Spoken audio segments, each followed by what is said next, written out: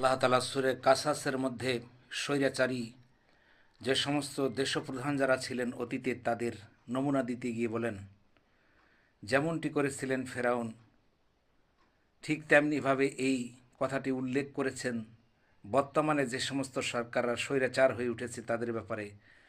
এই কথাগুলো স্পষ্ট করার জন্য আল্লাহ তাআলা সূরাতুল কাসাস ২০ পারা ৯ রুকু ৫ মঞ্জিল, এখানে আমি শুরু থেকেই আলোচনা শুরু করছি। ওমা তৌফিকা ইল্লা বিল্লাহ, ইনশাআল্লাহ।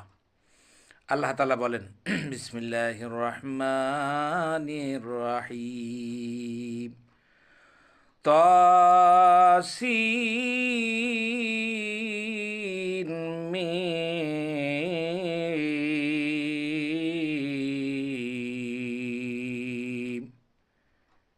তাসিন মিম, এগুলো হলো আয়াতে মহকামাত এবং মোতাশাবিহাত, দুইটি আয়াত রয়েছে যেগুলোর পূর্ণাঙ্গ অর্থ একমাত্র আল্লাহ তাআলা জানেন।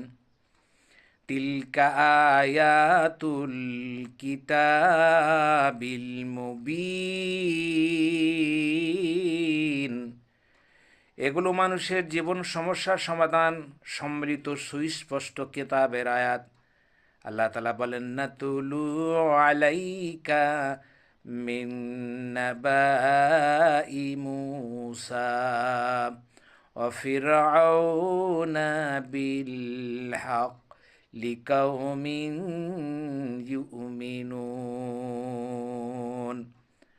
আল্লাহ রাব্বুল আলামিন বলেন, হে রাসূল সাল্লাল্লাহু আলাইহি সাল্লাম, আমি আপনাকে আমার নবী মূসা আলাইহিস সালাম এবং তার প্রতিপক্ষ স্বৈরাচার শাসক ফেরাউনের কিছু ঘটনা সেসব লোকের শিক্ষা গ্রহণের উদ্দেশ্যে যথাযথভাবে বর্ণনা করেছি এবং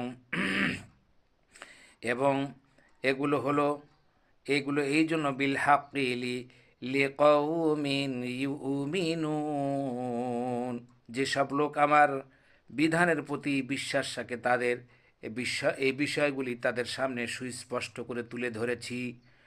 আল্লাহ রাব্বুল আলামিন দ্বিতীয় নম্বর আয়াতে বললেন, ইন্না ফিরআউনা আলা ফিল আরদি ওয়া জাআলা আহলাহা শিয়াআন